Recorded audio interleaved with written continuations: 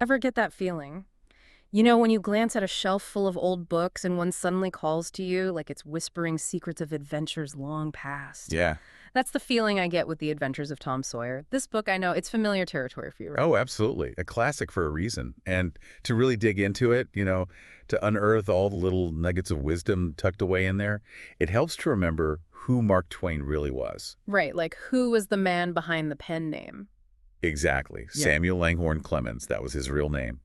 And his early life, especially growing up in Hannibal, Missouri, on the banks of the Mississippi, it wasn't just a setting for him. It was woven into the very fabric of his storytelling. And his journey to becoming Mark Twain, I mean, talk about an adventure in itself. From printer to apprentice steamboat pilot, that river experience really shaped him. I mean, even his pen name came from that, right? Exactly. Mark Twain, that call signifying 2 fathoms deep, became his iconic signature. It's so fitting. It is, isn't it? And, his life was full of ups and downs, great success after his marriage, but then financial troubles and personal tragedies. It seems like all of that, the good and the bad, found its way into his writing.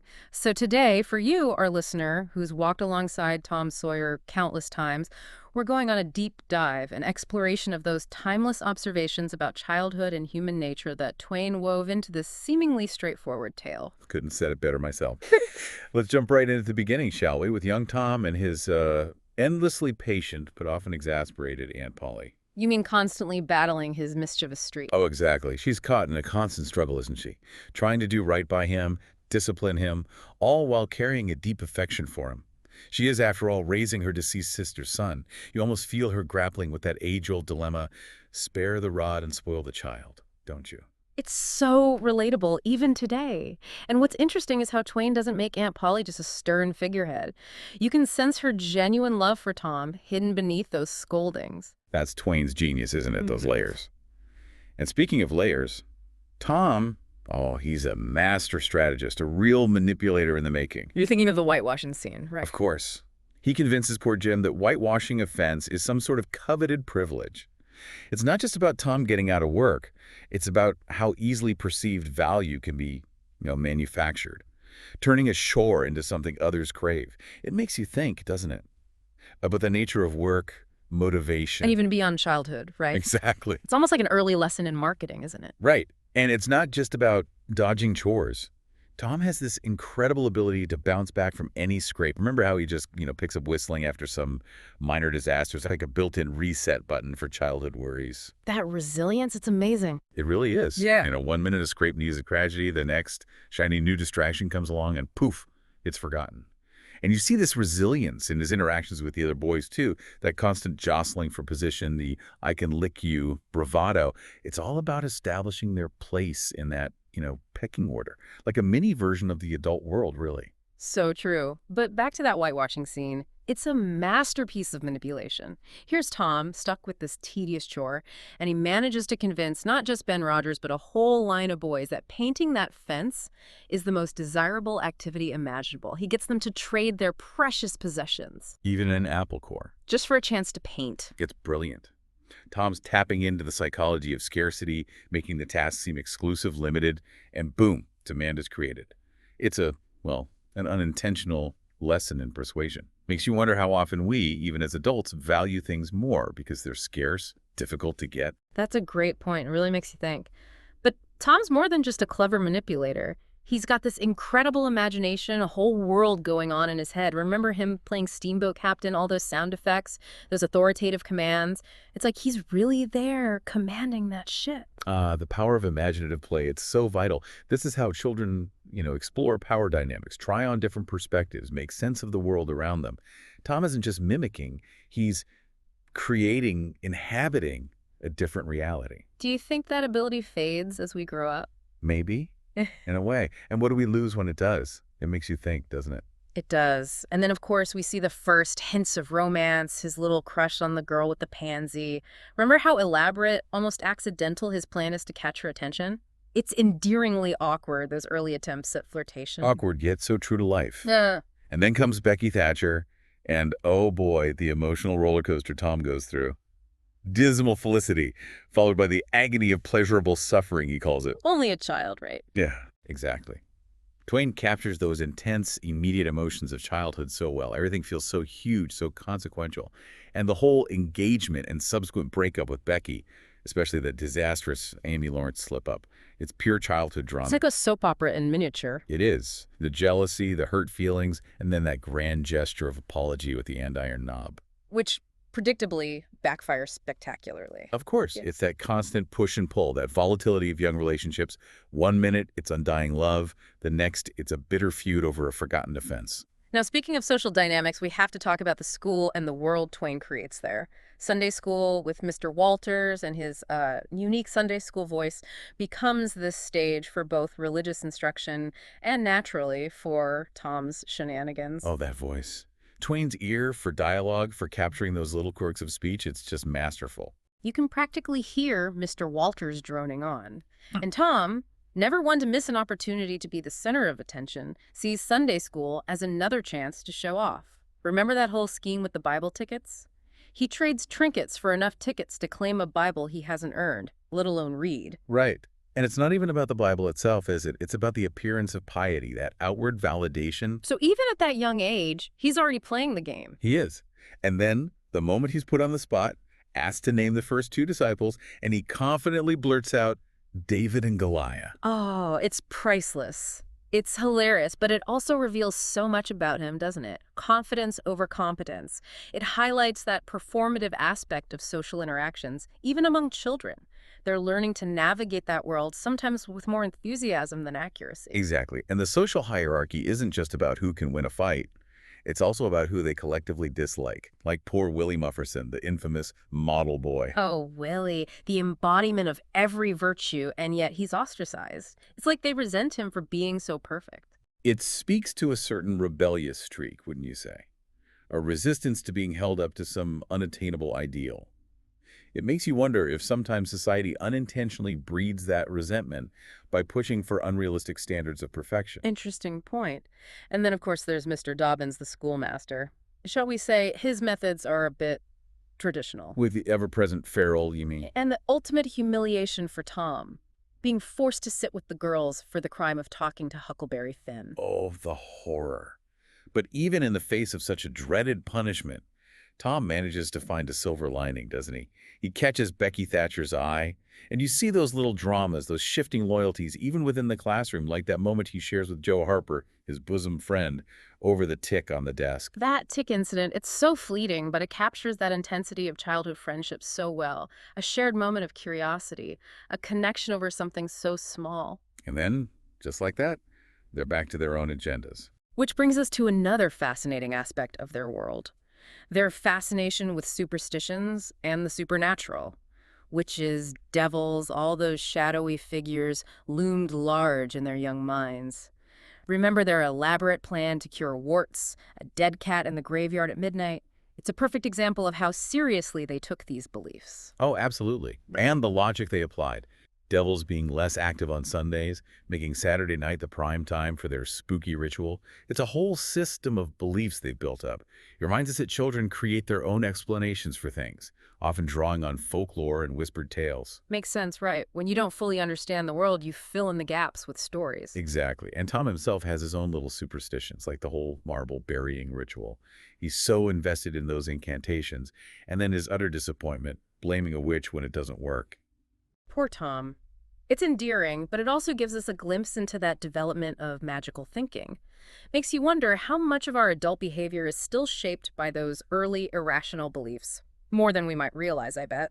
And this fascination with the mystical extends to their romanticized view of pirates and outlaws, fueled by those adventure stories they devour. They're talking by the book, right? Imagining themselves as Robin Hood and Guy of Gisborne in Sherwood Forest. That talking by the book, it's crucial. It shows how stories shape their understanding of heroism, of adventure, of morality even. They're trying on these roles, testing out different identities through the lens of literature. It makes you think about the power stories have to influence us, even from a young age. They're literally living out the stories. Exactly. And then comes a turning point, a much darker moment in the story. The graveyard scene, The murder of Dr. Robinson. and the terrible injustice of Muff Potter taking the blame. Their world of childhood innocence is shattered. Suddenly, they're confronted with the brutal reality of violence, of adult consequences, that solemn oath they make to keep silent, driven by pure terror of Injun Joe. It's a heavy burden for them to carry. It is, especially for Tom. He knows Muff Potter is innocent, but the fear of Injun Joe's retribution keeps him silent.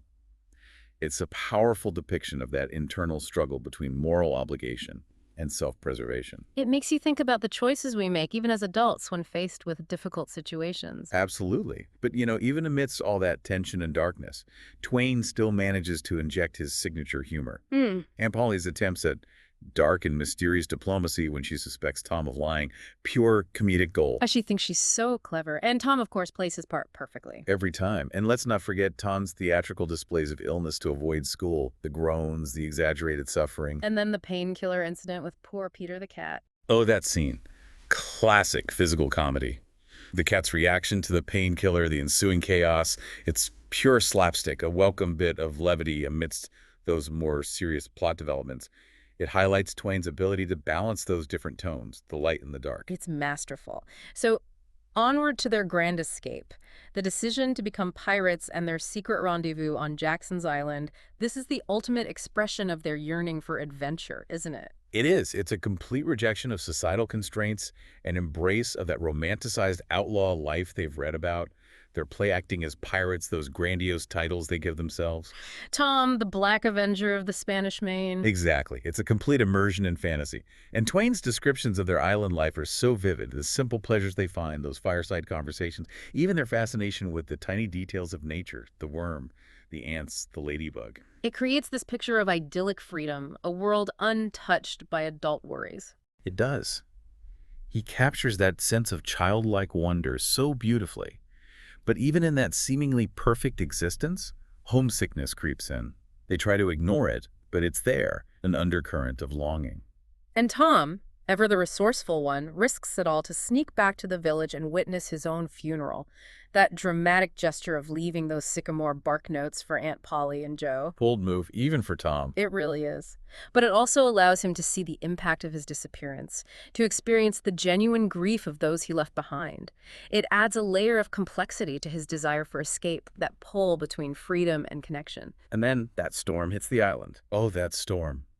It's a stark reminder of nature's power, a shattering of their romantic notions of piracy, that raw fear, the sail tearing loose. It's a real danger, a far cry from their storybook adventures. Absolutely. And then their dramatic reappearance at their own funeral, the shock, the overwhelming joy of the villagers, especially Aunt Polly. It's a powerful scene of reunion and forgiveness. It underscores the resilience of those family and community ties, even when tested. Speaking of testing ties, we have to talk about Tom's next obsession. Buried treasure. Classic childhood fantasy, isn't it? That allure of instant riches, the thrill of discovery. It's tied to that sense of infinite possibility, right? Absolutely. And Tom's imagination runs wild with tales of hidden loot, robber stashes, all those stereotypical hiding places, deserted islands, haunted houses. Complete with cryptic maps and hieroglyphics to decipher. Of course. And remember their first attempt, that ill-fated dig at the haunted house on Friday with all the superstitious fears about bad luck and rats. Oh, that nervous anticipation, that blend of excitement and dread. You can practically feel it. And their disappointment when they only find tools. But then the tables turn. Yeah. They witness Injun Joe and his partner actually finding treasure. The no and the talk of revenge, suddenly the stakes are so much higher. Exactly. It's not just a game anymore. There's a real threat involved. And Tom and Huck's continued efforts to track the treasure, that stake out of the tavern, it's brave, but it's also incredibly dangerous. Which brings us to the widowed Douglas and that tense turn of events. The seemingly innocent picnic, Tom's fateful detour, and Huck's incredible act of bravery in overhearing Injun Joe's plot against her. Huck really shines in that moment. Despite his fear, he doesn't hesitate to seek help. It's a testament to his inherent goodness, his moral compass. And then the terrifying ordeal of Tom and Becky lost in McDougal's cave. That initial excitement of exploring those winding tunnels. Remember all those evocative names for the different cave sections. It quickly turns into a desperate struggle for survival. They're lost, hungry, exhausted, facing that overwhelming darkness. Twain's descriptions of their descent into despair are so visceral, you can practically feel the claustrophobia closing in. And then that glimmer of hope, Tom's quick thinking and using his kite line as a guide. And that eventual glimpse of daylight. The relief must have been immense. Their dramatic rescue, the town's outpouring of celebration. Talk about a roller coaster of emotions. It really is. But that narrative thread with Injun Joe isn't over yet. His grim fate, trapped within that same cave. And then finally, the discovery of the treasure box. It brings a sense of closure to that part of the story. It does. But then we have Huck grappling with the confines of civilization under the well-meaning but stifling care of the widow Douglas. Those rigid routines, the uncomfortable clothes, the loss of his cherished freedom. You can't help but sympathize with his struggle. His longing for that life in the woods, his rejection of wealth, if it means sacrificing his independence. It raises some profound questions, doesn't it? What really constitutes a fulfilling life? It makes you think about your own priorities, your own definition of happiness, and then Tom's final, very persuasive argument to get Huck back into society, Also, they can form his much-anticipated robber gang. with the added allure of robbers being more high-toned than pirates. It's a perfect ending, isn't it? That blend of childish fantasy and that underlying need for belonging, for adventure. So as we emerge from this deep dive into the adventures of Tom Sawyer, what stays with us? What will you, our listener, take away from this exploration? Hopefully a renewed appreciation for Twain's genius, for the way he captured the complexities of childhood, the mischief, the imagination, the raw emotions, all intertwined with those timeless themes of adventure, morality, that constant tug-of-war between individual freedom and societal expectations. Tom Sawyer. On the surface, it seems like a simple tale of boyhood. But it's so much more than that. It's a story that offers a glimpse into human nature, into the power of those formative years. Absolutely. And while it's set in a specific time and place, those underlying themes of friendship, courage, the search for meaning, they resonate across generations, don't they? They do. Twain's work is timeless. Considering Tom and Huck's very different paths, their individual quests for happiness, for a life that feels authentic, what do you think Twain is suggesting about where true contentment lies? Is it in conforming to the expectations of society, or in forging your own path, even if it means challenging those expectations? It's a question worth pondering. It is. Maybe revisiting Twain's world with these thoughts in mind will offer even deeper insights. Thanks for joining us on this deep dive.